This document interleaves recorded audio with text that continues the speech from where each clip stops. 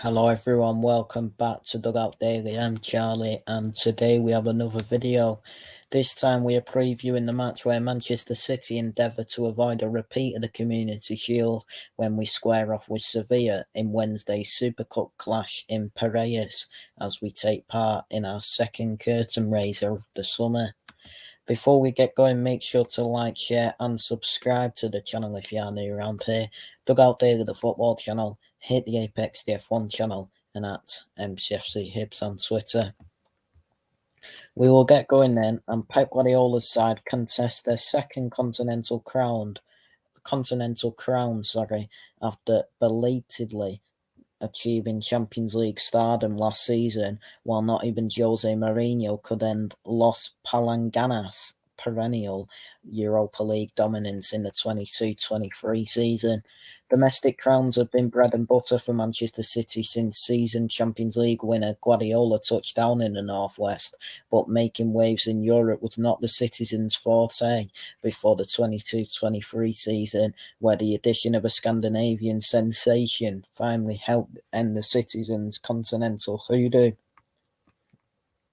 12-goal Erling Haaland continued to smash Champions League records for fun under Guardiola, although it was a more unlikely source who came up with the telling contribution in Istanbul, as Rodri found a way to penetrate the Herferto watertight Inter Milan backline to spark pandemonium in the blue half of Manchester.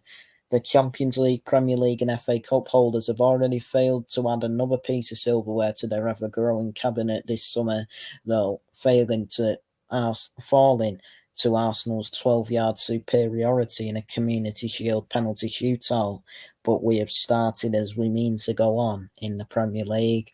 To the delight of fantasy managers everywhere, Haaland gave Burnley a harsh welcome back to life in the Premier League with a first-half brace in Friday's meeting at Turf Moor before another powerful Rodri drive completed a straightforward 3-0 win over Vincent Kompany's Clarets. A maiden Super Cup appearance comes just 3 days before Manchester City face fellow Champions League participants Newcastle in game week 2 of the Premier League season, and while Sevilla flattered to deceive domestically last season, their European know-how is not up for debate. Adjusting to life under Julen Lopetegui was challenging for Sevilla to say the least, and the Jorge Sampaoli experiment also went pear-shaped rather quickly, as Los Palanganas found themselves as low as 19th in the La Liga table during the middle of January. However, the appointment of Jose Luis Mendilibar steadied the Sevilla ship to great effect, as the 62-year-old kept his team's head above water in the Spanish top flight with a 12th place finish, while masterminding a record-extending 7th Europa League success in Budapest.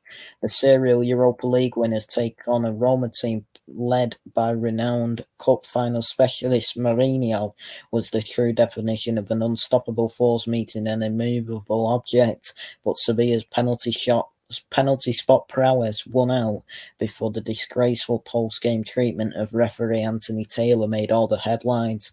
Having already won a stellar 6 Europa League crowns before their Hungarian success, Sevilla have also taken part in 6 Super Cup clashes and came up trumps against Barcelona in their first appearance in 2006, but they have since lost 5 continental curtain raisers on the bounce.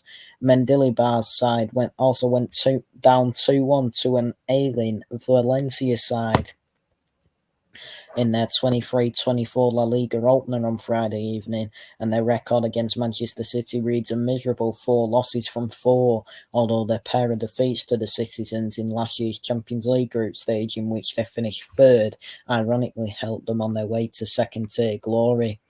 So Manchester City's form in all competitions is a loss and a win, and Sevilla's form in all competitions is a loss.